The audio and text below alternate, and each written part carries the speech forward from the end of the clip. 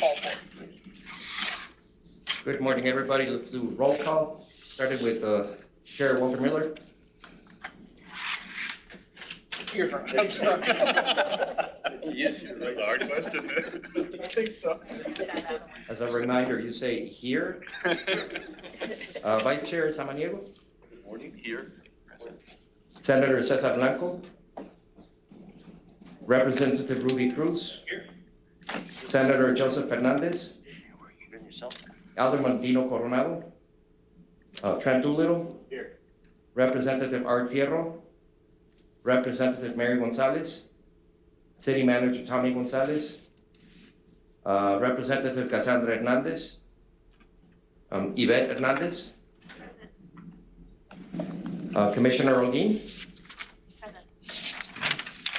Mayor Oscar Leeser. Mayor Manuel Leos. Present. Representative Cecily Lizárraga. Representative Willie Madrid. Here. Representative Joe Moody. Representative Claudia Ordaz Perez. And Representative Lina Ortega. Present. Norma Palacios. Present. Mayor Perea. Present. Mayor Isela Reyes. Representative Henry Rivera. Here. Sam Rodriguez. Here. Mayor Benjamin Romero. Commissioner Manuel Sanchez. Present. Ellen Smythe. Here. Tomas Trevino. Here. And Mayor Diana Murillo. So we do have quorum, Mr. Chairman. Thank you, Mr. Caldwell. We can now move to the open comment period. Is someone signed up for open comment? No open comment. We don't have anybody for open No one comment. signed up. Would anybody like to address the? Okay. We can go on to item number one. Okay, item number one is the discussion and action to approve the minutes of the June 17th, 2022 TPB meeting. You have the minutes before you. Do I have a motion? So moved.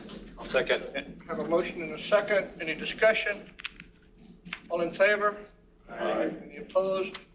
Motion carried. All right, item number two is consider authorizing the executive director to sign and send to the Texas Transportation Commission a letter of support for the fiscal year 2023 Unified Transportation Program, UTP.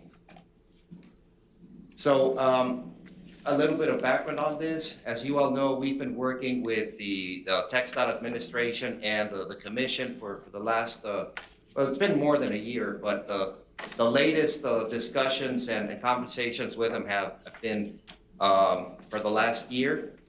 So at this point, the draft fiscal year 23 Unified Transportation Program was put out in draft form. It is right now going through a public comment. So the draft, as far as, for El Paso projects, and we put the section in the backup material that's specific to El Paso. We were very pleased to see that the commission responded to the proposal that this MPO, the policy board, made towards getting the Downtown 10 project funded. If you recall, back in March, the board approved a proposal that consisted in reprioritizing a little bit over $150 million of projects that we had currently in our books. It was a combination of pulling out funding from different projects, and that totaled in different funding categories. That totaled 150.9, I believe, almost $151 million. And so the proposal was, okay, here's El Paso's proposal. Again, this is our skin in the game, and let's see how they responded. So as a result of that, the commission responded, in my opinion, very, very well. We were pleased to see that they matched that reprioritization, and what they did is that they provided $150 million of category 12, which is a strategic priority category. So that adds, round numbers, 151 that we reprioritized, plus 150, plus 4 that were awarded last year, if you recall. So we're pretty excited about that. So the action specifically that we're asking here is to send a formal letter of support for the UTP in response to the action that the commission took. Let me just say that while this is really good news, and we're very pleased to see that, but we still have a long way to get the project funded. We still have about $440 million plus that we still need to find to get the whole thing funded. So the next step, as we see it, is to continue working with TxDOT and the commission. Now that hopefully the fiscal year 23 UTP will be approved in August, but starting in September, continue working with them so that we can figure out a way to bridge that gap, which is still fairly large. So with that, well, let me say that Representative Ortega, you've been spearheading those conversations with the TxDOT administration, and I think it's been those have been very, very helpful. I have to say that if you recall, I was here asking you also to authority to send a letter up as part of the public comment for last year's UTP, for the fiscal year 22 UTP, and it was a totally different tone. Because the proposal that they made to us at the time, if you remember, was not very, I've got to choose my words here, it was not very fair, right? But again, I've been very, very pleased with the help of many of you that the tone of the conversations with TxDOT and the commission is completely different. And instead of being, a little bit confrontational, now it's a real partnership, and we're looking forward to continuing that.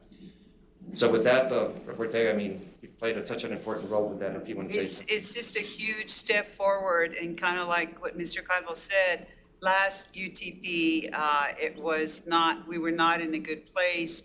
We were expecting that they were going to give us a lot more money. They only came and gave us $4 million, which was not anywhere close to what is needed for this project. We have been given strong indication that we are going to move together with the commission, and we're gonna solve the problem of where the additional monies are going to come from. The project is not ready to let, and Mr. Trujillo could talk about that, and so it's still in development.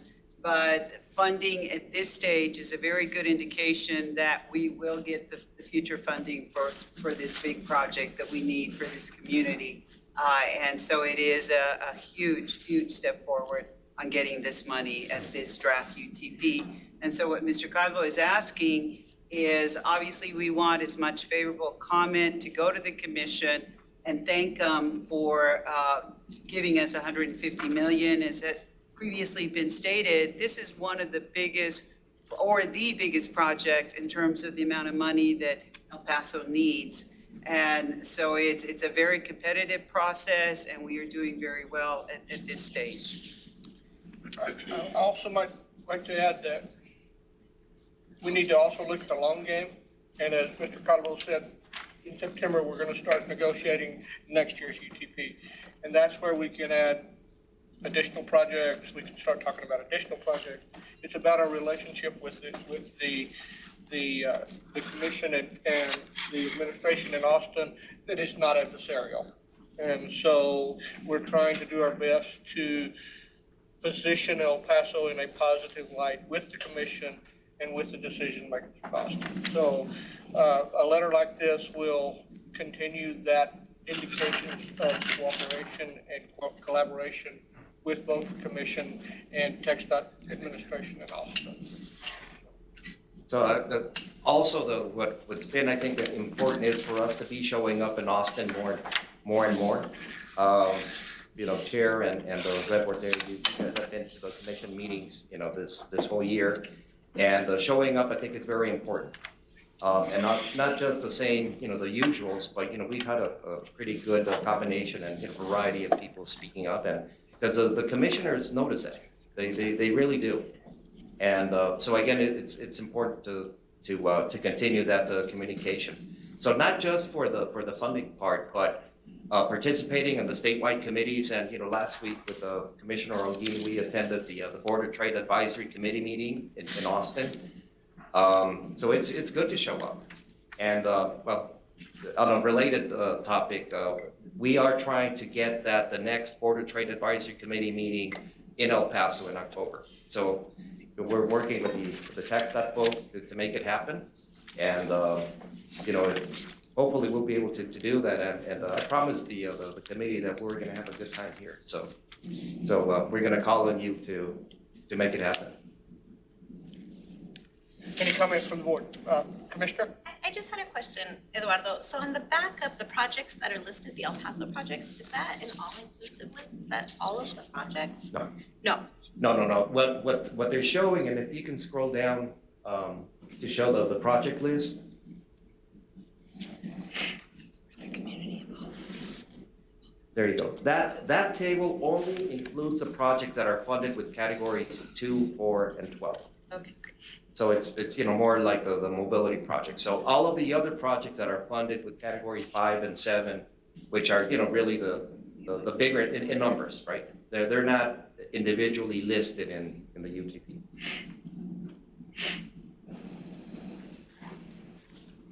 Further comment?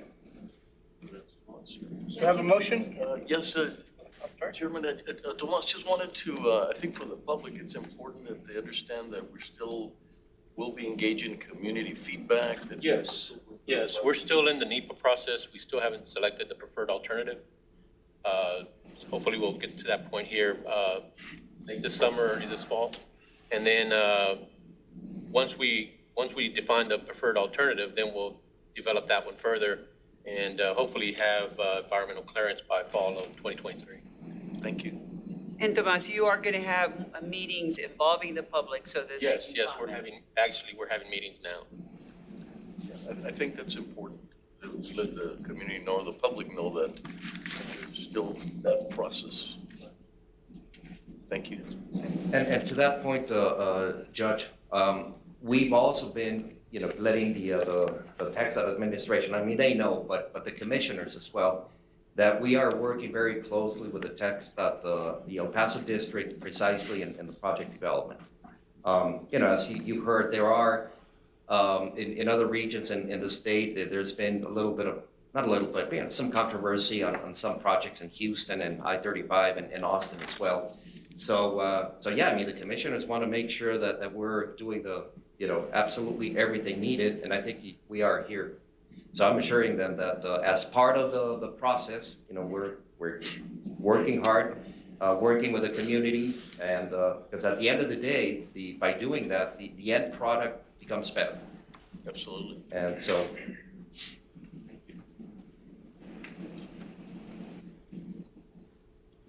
Okay, so at this time I move to authorize the executive director to send a letter of support on the draft UTP. Second.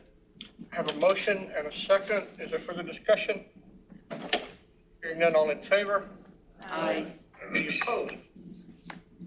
No opposition, no motion carries. So items 3 and 4 are related.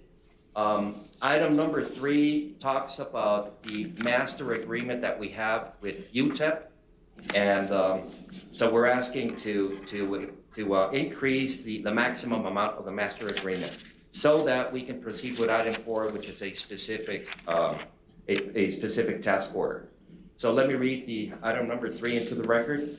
To consider authorizing the executive director to execute the second amendment to the interlocal cooperation agreement between the El Paso MPO and the University of Texas at El Paso UTEP to increase the contract amount from $750,000 to a maximum amount of $900,000.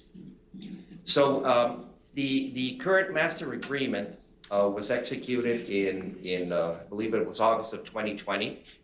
And again, the master agreement just spells out the very generic roles and responsibilities and so on of what the UTEP is going to work and provide services to the MPO.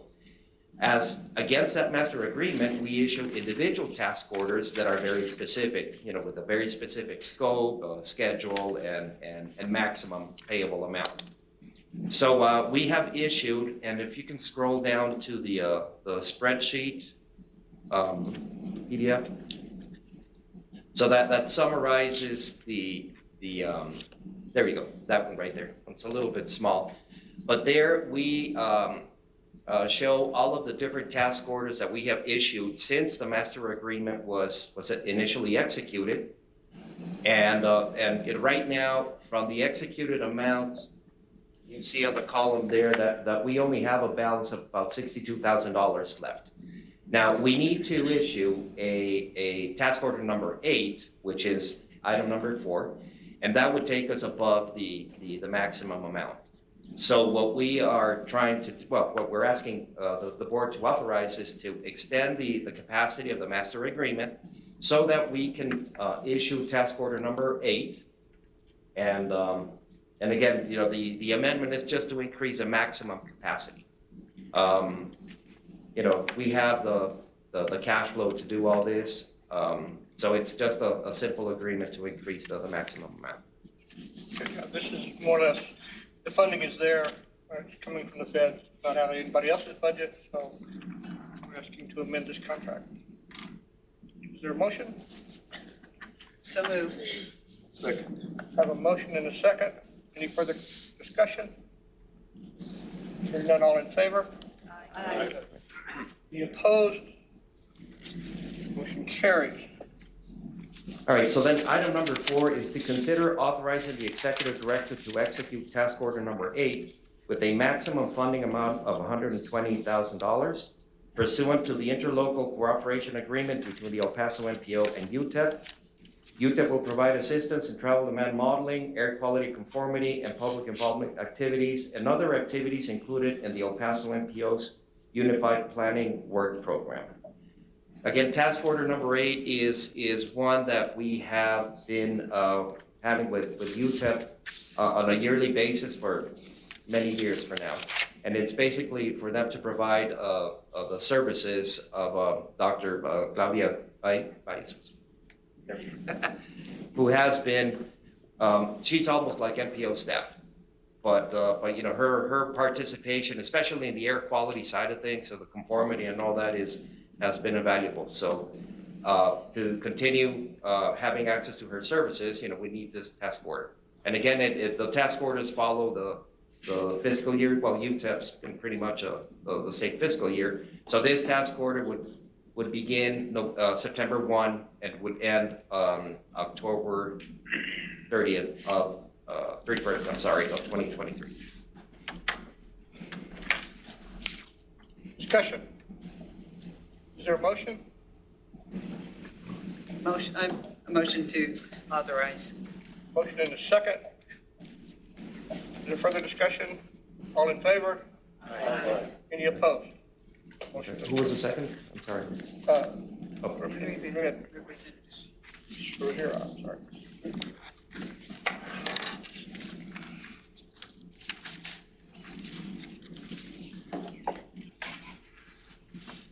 All right, so then moving to item number 5, to consider authorizing the executive director to sign the federal fiscal years 2023-2026 cooperative agreement between the El Paso MPO and the New Mexico Department of Transportation. So item number 5 talks about an agreement that typically lasts 4 years. The one that we currently have with New Mexico DOT expires in September of this year. So this is just a renewal. The agreement itself talks or spells out the generic roles and responsibilities between the MPO and the New Mexico DOT. If you recall, we also have a similar agreement with the Texas Department of Transportation. So again, this is just the formalizes the relationship between the DOTs, and this one in particular is with New Mexico DOT. So the agreement is in your backup information. We didn't have any comments when we received the draft. So of course, we recommend the approval of this. Move, Mr. Chair. Second. Motion and a second. Any further discussion? All in favor? Aye. Any opposed? So item number 6 is to authorize the executive director or his designee to seek the assignment or update of federal functional classification for the following roadways in El Paso County, Texas. Bear with me, it's eighth and one. A is Buffalo Soldier Road from Gateway Boulevard west to Montana Avenue from unclassified to proposed major collector. B, I-10 westbound and eastbound frontage roads from collector distributor lanes west of Executive Center Boulevard to existing frontage roads at Sunland Park Interchange from unclassified to proposed major collector. C, Spur 320 Borderland Expressway frontage roads from BU 54 Dyer Street to Railroad Drive from unclassified to major collector. D, DeLake Street from Darrington Road to Rodman Street from unclassified to proposed minor collector. E, Billy Road from Darrington Road to Rodman Street from unclassified to proposed minor collector. F, Rodman Street from North Canasco Avenue to Horizon Boulevard from unclassified to proposed collector. G, Spur 320 Borderland Expressway main lanes from Loop 375 to Texas-New Mexico state line from unclassified to proposed other freeways and expressways. H, John Hayes Street extension from Pelicano Drive to Montwood Drive from unclassified to proposed major collector. I, Tierra Este Road extension from Pelicano Drive to Cozy Cove Avenue from unclassified to proposed minor arterial. J, Sean Haggerty Drive extension from FM 2529 Macomb Street to BU Dyer Street from unclassified to proposed minor arterial. K, Pendle Road overpass at I-10 from unclassified to proposed principal arterial. L, Nuevo Hueco Tanks Road extension from FM 76 North Loop Drive to SH20 Alameda Avenue from unclassified to proposed minor arterial. M, Nuevo Hueco Tanks Road from I-10 to FM 76 North Loop Drive from major collector to minor arterial. And N, Mesa Park Drive from I-10 to North Mesa Street from unclassified to proposed minor arterial. And Harrison Ford has a short presentation on this.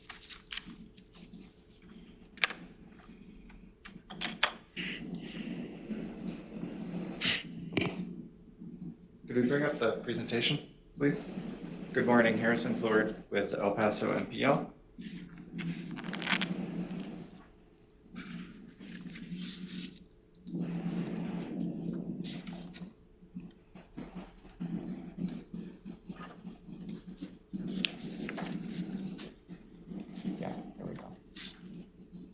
So this item allows the policy board to give direction to MPO staff on these 14 requests for assignment or update of federal functional classification.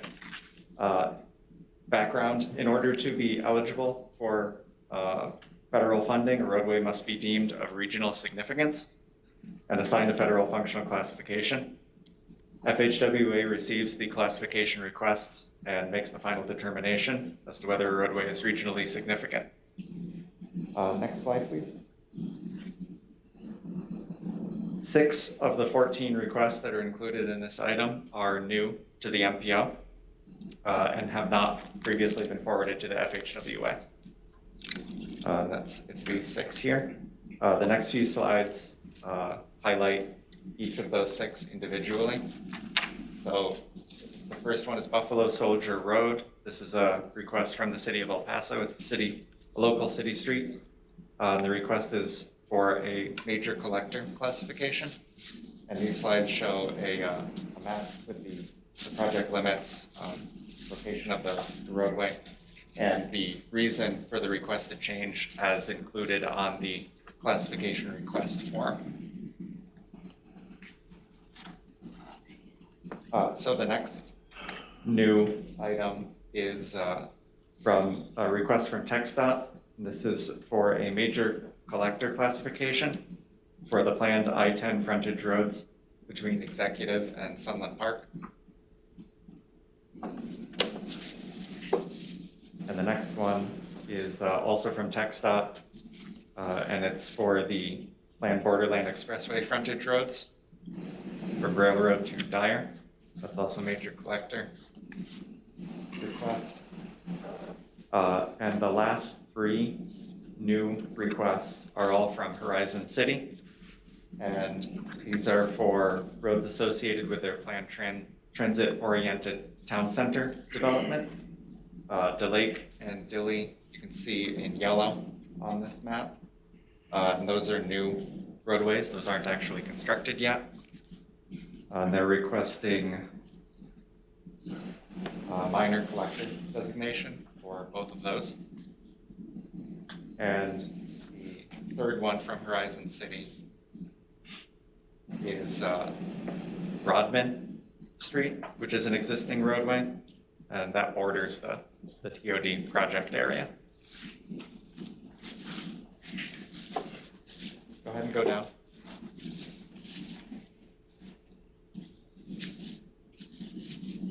Right, that's the highlighted in pink there. Next slide. So the other 8 classification requests are resubmittals. They will be resubmittals to the FHWA. The policy board previously approved the submittal of these requests at the January 2020 TPB meeting, after which they were forwarded to TxDOT for their review, and TxDOT then sends to FHWA for the final decision. MPO staff received comments back from FHWA requesting additional information to justify the requests for these 8 roadways. And MPO staff has been working with the requesting entities to bolster the justification, provide additional information to FHWA.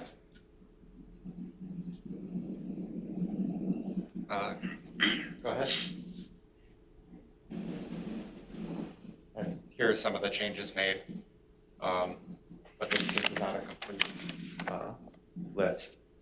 We also added additional information that isn't actually on this request list. So again, MPO staff is requesting that the board direct staff to submit these classification requests to TxDOT for consideration or reconsideration, as the case may be, by FHWA. And that concludes my presentation. I'll take any questions. Thank you, Harris. Are there any questions? I'll move to submit the request. Motion, request, and there's a second. Further discussion, all in favor? Aye. Any opposed? Motion carries.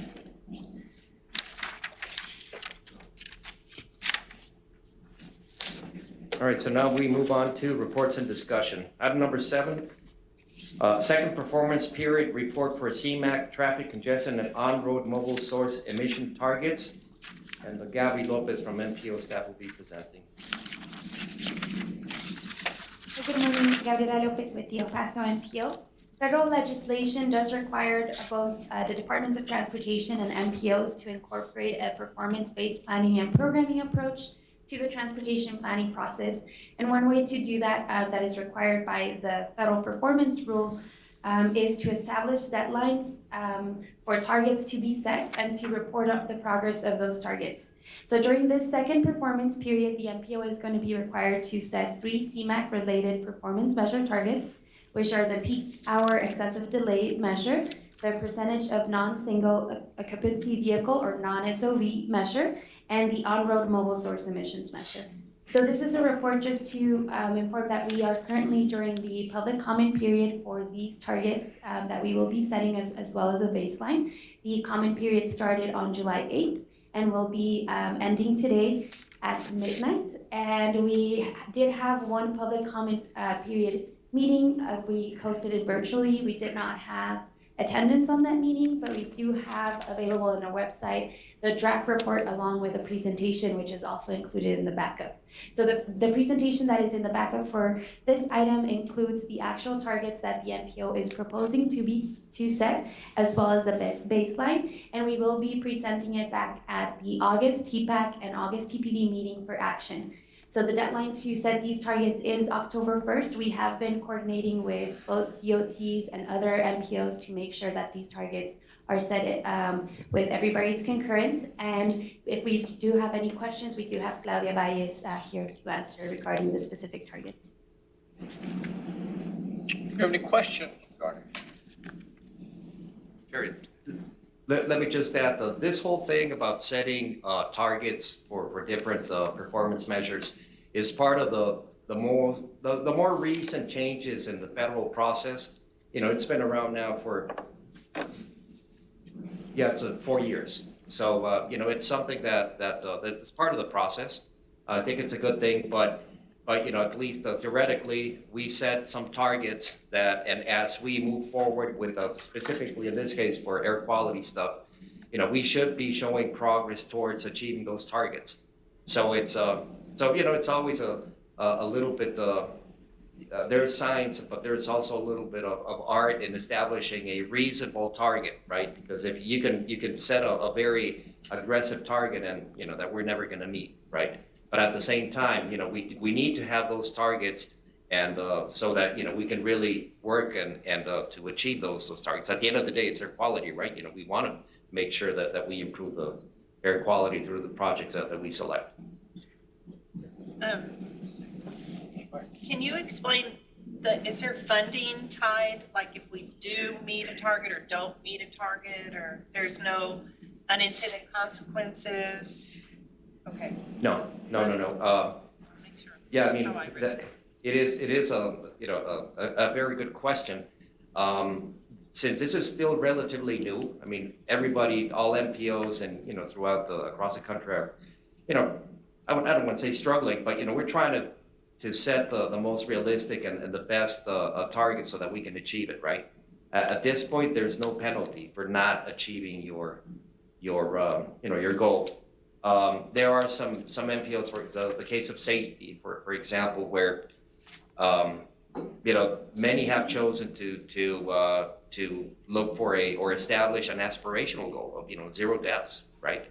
Which is obviously what we want to achieve eventually, but realistically, that's not going to happen in the next, you know, in the immediate future, right? So but it is important for us to do the best job we can, you know, in some cases with limited information, to set a realistic goal. Any further discussion? Thank you very much. All right, so item number 8 is fiscal year 2024-2025 Transportation Alternative Set Aside TASA Program Call for Projects. Tim from MPO staff, Tim McDaniel, has a short presentation.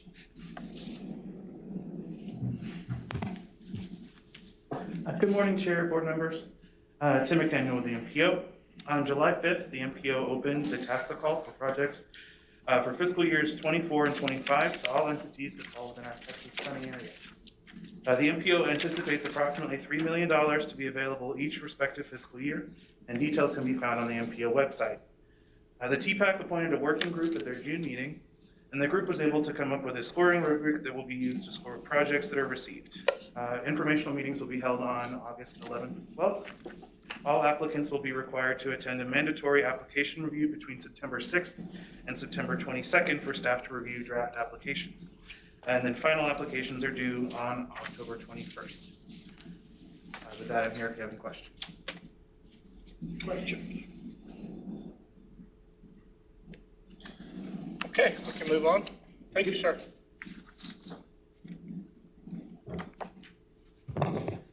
All right, item number 9 is El Paso MPO Federal Transit Administration FTA 5310 request for proposals for fiscal years 2023 and 2024. We have Jeff Howell with a brief presentation.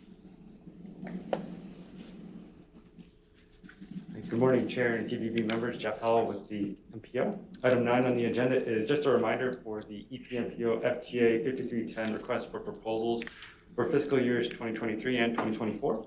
The call for projects for the Federal Transit Administration Section 5310 program funds for the El Paso urbanized area was released on July 5th, 2022. This program provides for formula funding to increase the mobility of seniors and persons with disabilities. All project call information related to the RFP, to include the application and supplemental materials, is now available and posted to the El Paso MPO website. The project call will close on September 23rd, 2022 at 3 p.m. MDT, and a copy of the announcement and overall timeline with important dates can be found as part of the backup to this item. And Do we have any questions? Any discussion?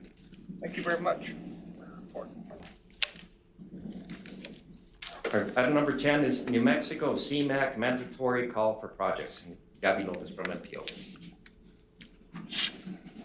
Good morning, Gabriela Lopez again with the El Paso MPO. We did open a call for projects for the New Mexico CMAQ mandatory program. It opened on June 24th, and July 15th was the deadline to submit a draft.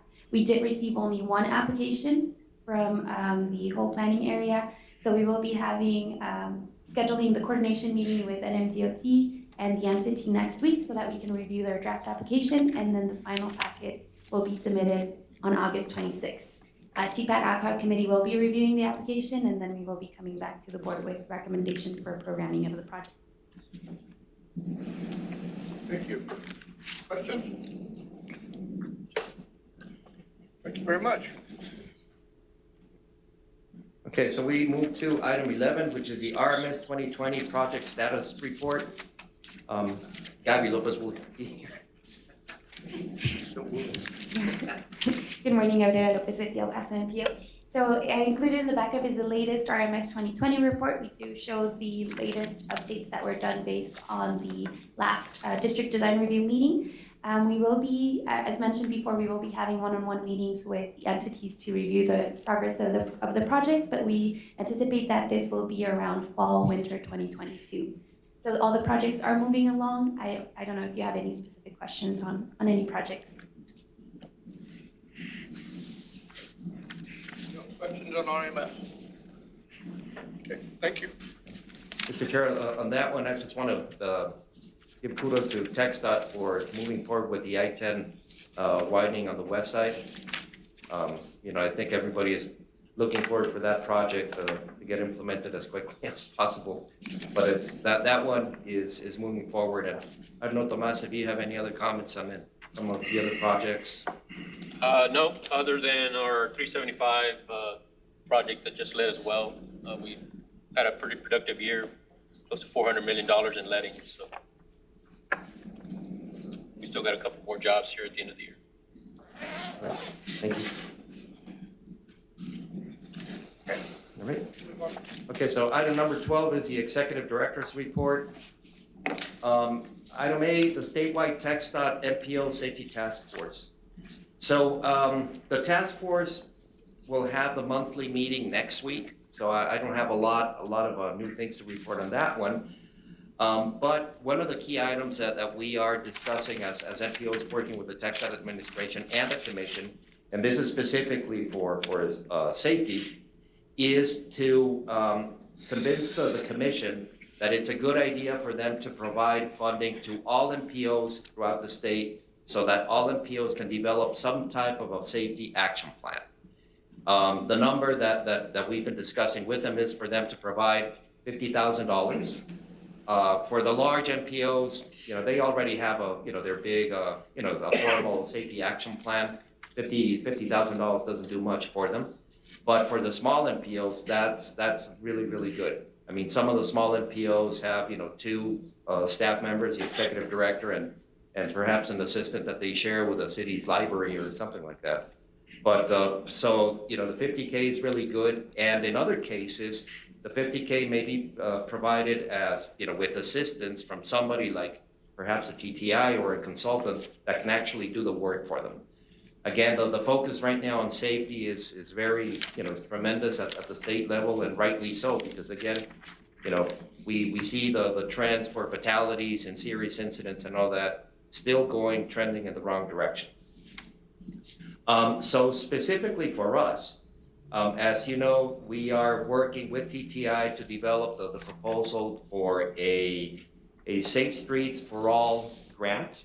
That proposal is due, the deadline to submit proposals is September 15th. So we're working right now in developing the scope. so that we can also, figure out what the size of the ask for the grant is. But we're looking at coming up with a pretty robust action plan that includes not only identifying infrastructure improvements for whether it's improvements, geometric improvements to highway, streets, safety lighting, all those things, but it also includes an educational element and a law enforcement element. Again, you've heard me here say several times that it has to be a three-pronged approach. We can't just engineer things. There's a lot of education, and law enforcement has to be a part of the discussion as well. So the match for that, we're still trying to figure out how to come up with a match.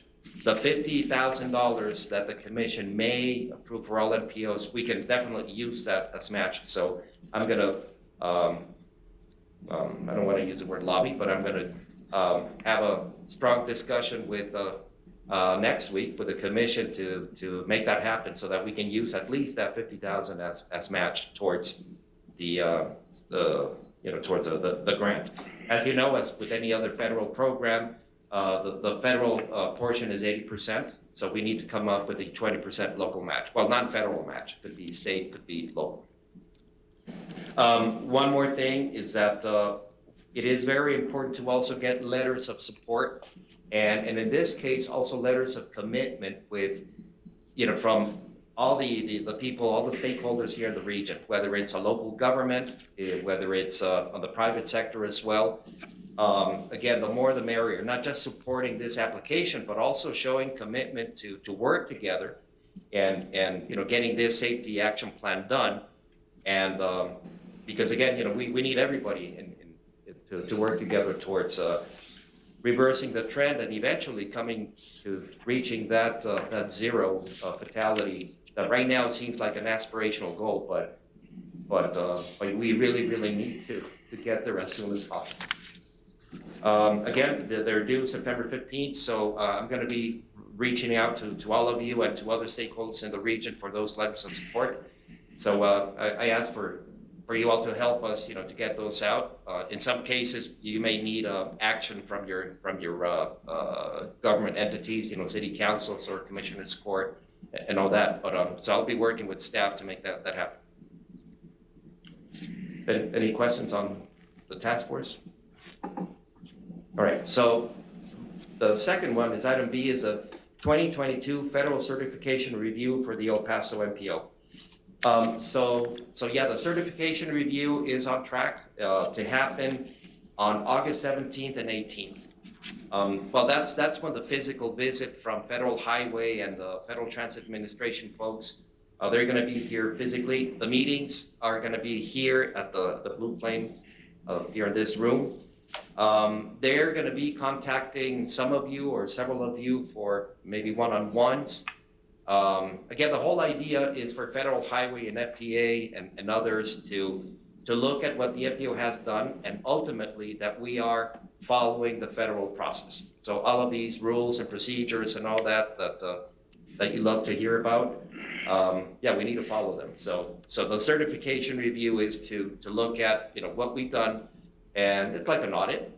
And I'm sure that like any audit, there are gonna be some things that they're gonna be identifying that we could be doing better, and that's always welcome.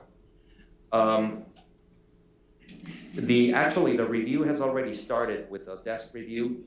They requested a lot of documentation from us, and that we have already provided. They're reviewing it, and I'm sure that they're going to have a lot of questions for us, at the staff level. And then again, they're going to move on to the one-on-one interviews. There's also one public meeting that they need to have. It looks like they're going to be working with Sun Metro and having it at the downtown transit center on Santa Fe Street. Again, this is not unique to El Paso, but throughout the state, that whenever they have public involvement, public meetings for this activity, the certification review, nobody shows up. So they're trying something different to, instead of having people and expect people to come, go to the public. So the transit the transit center, the transfer center is an idea that hopefully will work. Yes, I received an email yesterday asking permission to set up a table at the downtown transit center on August 17th. And I guess they're just gonna, grab people as they walk by and ask them questions. So I'm not sure of the logistics, but I'll find out more. All right. So finally, item C is the update on the proposed amendments to the operational agreement between the El Paso MPO and the city of El Paso.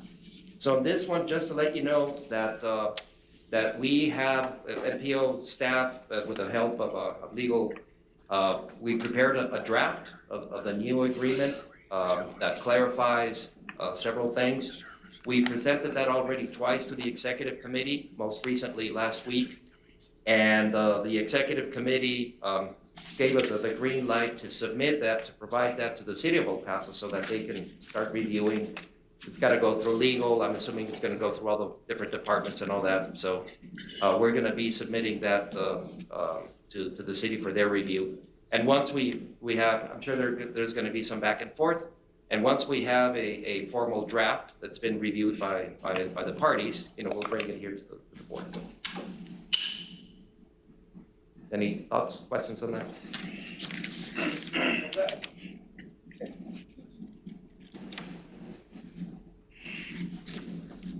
That's all you have? That's all I have.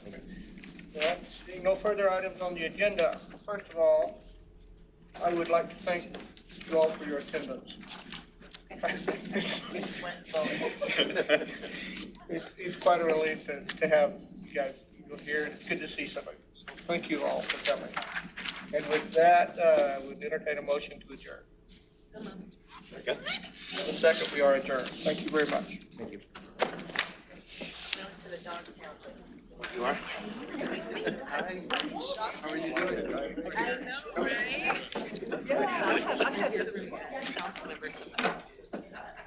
Oh my God, you're making